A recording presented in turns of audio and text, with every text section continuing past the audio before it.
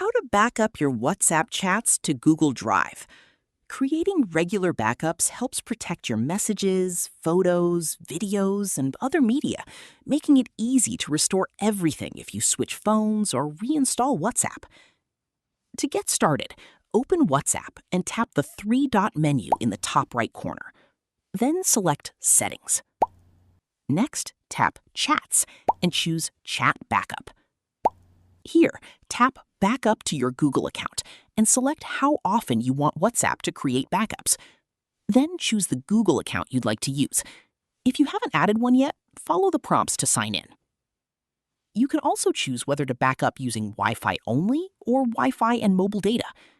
If you want your videos included in the backup, turn on the Include Videos option. Once everything is set up, tap Backup. WhatsApp will begin creating and uploading your backup to Google Drive. Depending on the size of your chats and media, this may take a few minutes. And that's it. You've successfully backed up your WhatsApp chats to Google Drive, helping keep your conversations safe and easy to restore whenever you need them.